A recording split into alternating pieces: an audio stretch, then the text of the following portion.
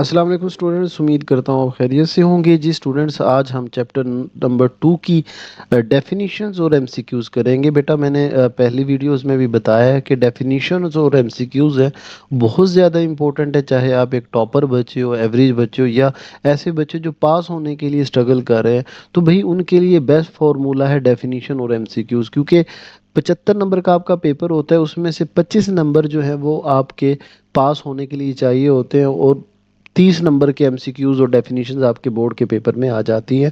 तो बेटा डेफिनेशन और एमसीक्यूज आप सबसे पहले करें, इसीलिए मैंने ये तमाम चैप्टर्स की एक प्लेलिस्ट बना दी है मैथ डेफिनेशंस के नाम से। इंग्लिश मीडियम की अलग बनाई है, उर्दू मीडियम की अलग बनाई है। बेटा इन इन इस प्लेलिस्ट में से आपका जो भी चैप्टर मिस हुआ है तो आप ज़रूर करें, क्योंकि बहुत इंपॉर्टेंट है। आपको पता है क्लास में इतनी ज़्यादा ये चीज़ें ना एमसीक्यूज करवाए जाते हैं ना डेफिनेशंस करवाई जाती हैं, थोड़ी बहुत कोई बता दे तो बता दे। हालांकि सबसे पहले मैं तो भाई यही करवाता हूँ, क्योंकि ये बेस्ट फार्मूला है, टॉपर के लिए भी इम्पोर्टेंट है, एवरेज के लिए भी, और जो बच्चे पास होने वाले हैं। तो ये बेटा सारे चैप्टर में जो इम्पोर्टेंट है, 4-5 डेफिनेशन है, तो मैंने इस सारे चैप्टर वाइज बना दी है। तो वीडियो बेटा पूरी देखिएगा, अपनी नोटबुक पे इनको लिख लें और इनको ज़रूर तैयार करें। ठीक है, तो चले जी बिना टाइम वेस्ट शुरू करते हैं। अस्सलाम वालेकुम जी। जी बेटा, हमारा जो मैथ क्लास नाइन्थ में जो चैप्टर 2 है लॉगरिथम्स का, उस लॉगरिथम का जो चैप्टर में हमारी डेफिनेशंस बन सकती हैं, वो डेफिनेशंस इस वीडियो में करते हैं हम लोग। तो पहली पहली जो डेफिनेशन बनेगी, टोटल 4-5 ही हैं। तो define scientific notation with example. पहले ना साइंटिफिक नोटेशन का ये शॉर्ट क्वेश्चन लाजमी आएगा और वो डेफिनेशन भी पूछ सकता है कि क्या होती है। तो पहले मैं आपको समझा देता हूँ एक साइंटिफिक नोटेशन में नंबर को, फिर हम उसी समझने के बाद उसको डिफाइन करते हैं। मिसाल के तौर पर यहाँ पर 7, 8 और आगे 6 जीरो लगी हुई हैं। इस तरह इतना बड़ा एक नंबर है, इसको साइंटिफिक नोटेशन में लिखना है। तो आपने देखना है जो सबसे पहला नॉन जीरो नंबर है वो कौन है, 7, वो लिख लेना है। उसके फौरन बाद आपने डेसिमल पॉइंट लगाना है और उसके बाद बाकी बचे जो नंबर होते हैं, मिसाल यहाँ पर 8 बचा हुआ नंबर, वो लिख देना है। और जब बाकी बचे हुए नंबर लिखने के बाद फिर मल्टीप्लाई का साइन डालकर 10 लिख देना आपने। अब काउंट करने हैं नंबर। अब देखो यहाँ पर इस नंबर पर कहीं कोई पॉइंट आपको नज़र नहीं आ रहा, तो समझ लो इसके लास्ट में लगा होता है पॉइंट। तो अब हमने कहाँ पे लगाया है, 7 के बाद लगाया ना पॉइंट। तो अब यहाँ से नंबर काउंट करना शुरू करो, 1 2 3 4 5 6 एंड 7। 7 नंबर ये पॉइंट क्रॉस करके आया है, तो हम पावर क्या लगा देंगे, 7 लगा देंगे। दोबारा से देखें, सबसे पहला नॉन ज़ीरो नंबर लिखना है, उसके फ़ौरन बाद पॉइंट लगाना है, फिर बाकी बचे हुए नॉन ज़ीरो नंबर लिखने हैं, फिर ज़रब लिखकर 10 डालना है, 10 के बाद आपने ये नंबर्स काउंट करने हैं। ठीक है, तो ये हमारे पास क्या होता है, साइंटिफिक नोटेशन होता है। अब यहाँ पर भी देखें, सबसे पहला नंबर कौन है, 3, वो लिखकर फ़ौरन आपने डेसिमल पॉइंट लगाना है, फिर बाकी बचे हुए नंबर लिखने हैं, फिर मल्टीप्लाई, फिर 10। अब काउंट करें नंबर कितने क्रॉस करके आए हैं, 1 2 3 4 5 6 7 और 8। 3 के बाद पॉइंट लगा है ना, तो 8 नंबर। अब लेफ्ट से राइट की तरफ आएगा तो नेगेटिव पावर में लगाएंगे 8, राइट से लेफ्ट की तरफ जाएगा तो पॉजिटिव पावर में लगाएंगे। ये हमारे पास साइंटिफिक नोटेशन होती है। अब इसकी डेफिनेशन देखें, आपने लिखना है a number in scientific notation is written as. अब एक नंबर मल्टीप्लाई 10 और उसकी कुछ भी पावर n। फिर बता देना वेयर जो ए है ना, ये जो नंबर है ए, ए 1 से बड़ा होगा और 10 तक जाएगा। और वो जो पावर है वो इंटीजर हो सकती है, इंटीजर का मतलब है वो पॉजिटिव भी हो सकती है और वो नेगेटिव भी हो सकती है। ठीक है, तो ए इज कॉल्ड कोफिशिएंट और बेस नंबर। यहाँ तक आप लिखकर विद एग्जांपल डाल दोगे ना, तो एक बड़ी अच्छी सी डेफिनेशन आप लोगों की तैयार हो जाएगी। फिर एक बड़ा मशहूर ज़माना शॉर्ट डेफिनेशन है logarithm of real number. Real number का लॉगरिथम डिफाइन करता हूँ। तो आप लोगों ने सिंपल लिखना है, general form of logarithm is log b. यहाँ पर बेस को शो कर रहा है और साथ कोई एक नंबर इक्वल होगा वो किसी और नंबर के। तो इस तरह के फॉर्म में लिख देना है और बता देना सबको, अलग अलग एक्सप्लेन कर देना कि बी यहाँ पर बेस है, एक्स जोन सा है वो हमारे पास रिजल्ट है या नंबर जिसका हमने लॉगरिथम लेना है, whose logarithm is been taken, लेना है जिसका, और y हमारे पास पावर होती है, एक्सपोनेंट है, y इज एक्सपोनेंट या logarithm of x to the base b। b base के लिहाज से लॉगरिथम किसका लेना है हमने, x का लेना है, तो वो y के इक्वल होता है, y एक्चुअल में एक्सपोनेंट होता है। तो आप लोगों ने ये चीज़ें लिख ली, इन 3 लाइनें सिंपल सिंपल से पॉइंट्स के फॉर्म में इसको याद कर लो। तीसरा है करेक्टरिस्टिक्स एंड मेंटीसा। एक आपको सिंपल सी बात बताऊं, करेक्टर होता क्या है। आपने ना अभी साइंटिफिक नोटेशन में ये पावरें डाली थी ना, 10⁻7 -8, मिसाल के तौर पर यहाँ पे नंबर लिखो 84200, तो आप लिखोगे 8.4 मल्टीप्लाई बाय 10⁻3, क्योंकि पॉइंट यहाँ था 1 2 3। ये जो 3 है ना, ये वाला 3 पावर, एक्चुअल में ये करेक्टर होता है, ठीक है।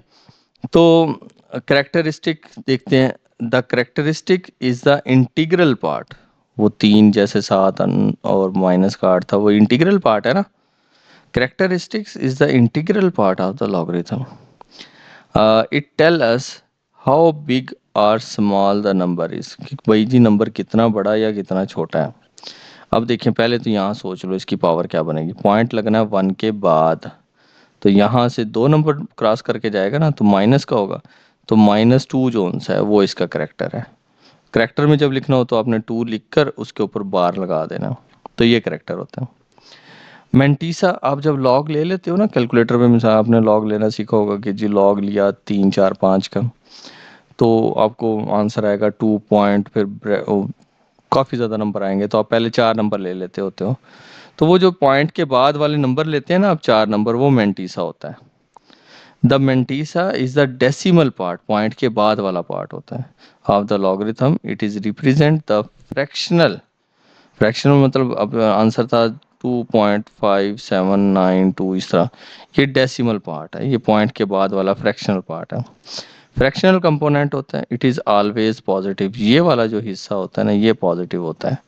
ये 2 जोन्स है वो पॉजिटिव भी हो सकता है नेगेटिव भी, लेकिन मेंटीसा वाला पार्ट हमेशा पॉजिटिव होता है।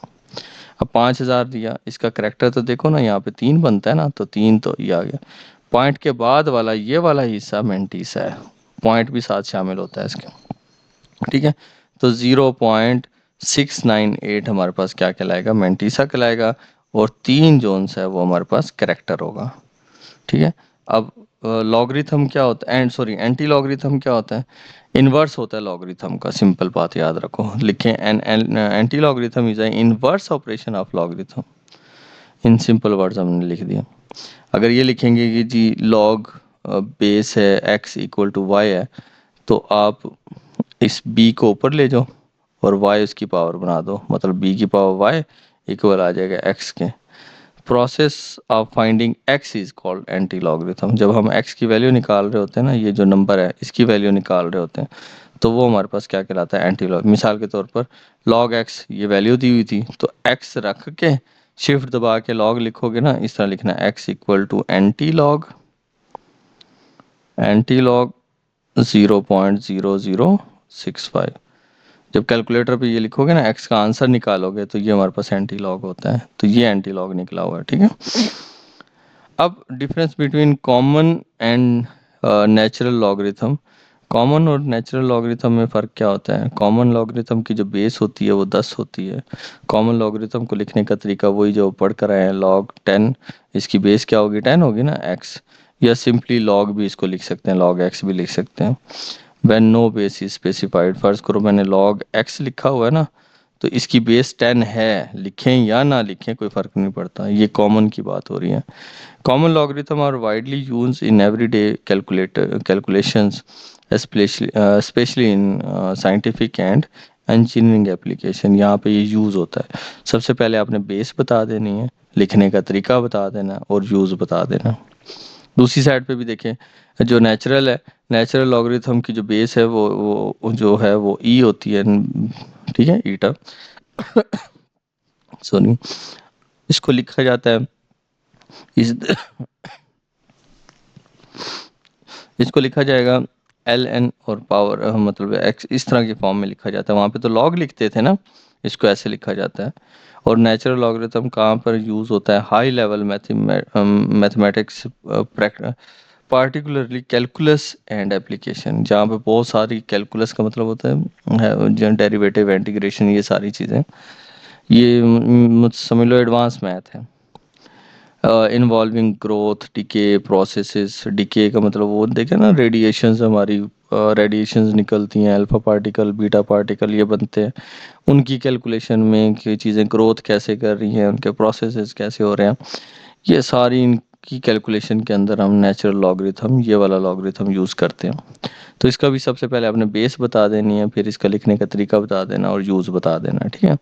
तो ये आप लोगों ने लाजमी बताने हैं। लॉज ऑफ लॉगरिथम कटे हुए हैं, आप लोगों के सिलेबस का हिस्सा नहीं है, तो ये टोटल 5 शॉर्ट क्वेश्चन बनते हैं, ये बेटा आप लोगों ने ज़रूर करने हैं। साथ के साथ चैप्टर 2 के एमसीक्यूज देखते हैं। अब पहला पहला देखें, standard form of 5.2 multiply by 10 power 6 है। तो अब इसको देखो, 5.2 मल्टीप्लाई बाय 10 पावर 6 है ना, तो अब पॉइंट के बाद 6 नंबर बढ़ाने हैं, तो 5, एक तो नंबर बढ़ गया, 2, एक बढ़ गया, टोटल बढ़ाने थे कितने, 6, एक बढ़ा चुके हैं पॉइंट को आगे, तो 5 जीरोज और लग जाएंगे, ठीक है। तो देखो 5 जीरोज है और 5, ये हमारे पास नंबर बनता है। तब बेस ऑफ कॉमन लॉगरिथम अभी हमने पढ़ा है, कॉमन लॉगरिथम की बेस क्या होती थी, 10 होती थी, और नेचुरल की ईटा होती थी, ये वाली, ठीक है। तो इसका आंसर ये वाला है। साइंटिफिक नोटेशन में लिखना है जी, बताएं, आपने बताना है। 0.00034 है, तो सबसे पहला ये नंबर, फिर पॉइंट, फिर बचे हुए नंबर, फिर मल्टीप्लाई 10। अब पॉइंट देखें, 1 2 3 4, इस 3 के बाद लगना है, तो -4 पावर आ जाएगी। तो ये वाला आंसर हमारा है।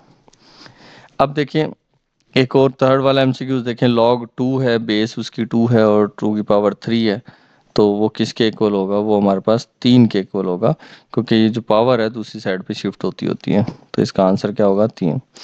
log 10 सिंपल कैलकुलेटर में log है ना, log, हाँ सॉरी, ये तो वैसे भी एमसीक्यूज कटा हुआ है, तो वैसे भी आप अगर कैलकुलेटर में लिख दोगे ना log और 100, तो आंसर इसका आ जाएगा 2, ठीक है।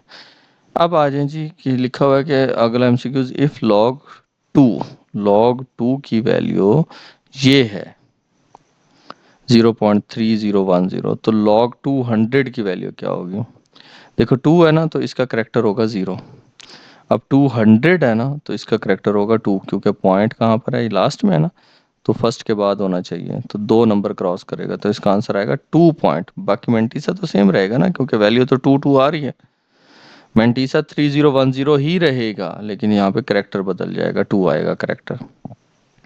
log 0 कैलकुलेटर में सिंपल जाके लिखोगे ना log 0, तो वो आपको सिंटैक्स एरर देगा, तो इसका मतलब ये अनडिफाइंड है। अब log 10,000 देख लो, 10,000 कैलकुलेटर पे लिखोगे ना log 10,000, तो आंसर क्या आएगा, 4 आएगा। अब log 5, अगला एमसीक्यू देखो, log 5 plus log 3, log 5 plus log 3, इसको ध्यान ध्यान से देखें। अब ये वैसे तो कटा हुआ है, ये एमसीक्यूज लॉज नहीं यूज हुए, तो ये आपका हिस्सा नहीं है सिलेबस का। तो अगर यहाँ पे प्लस आ रहा हो ना, तो ये 2 नंबर मल्टीप्लाई हो जाते हैं, 5 3 जार 15, तो ये ऑप्शन बनता है, लेकिन ये वैसे एमसीक्यूज कटा हुआ है आप लोगों का। ठीक है, ये वाले एमसीक्यूज थे आप लोगों के इस चैप्टर के, और डेफिनेशन हम कर चुके हैं, तो एक दफ़ा लाजमी आप लोगों ने रिवाइज करना है। अपना ख्याल रखना, अल्लाह हाफिज़।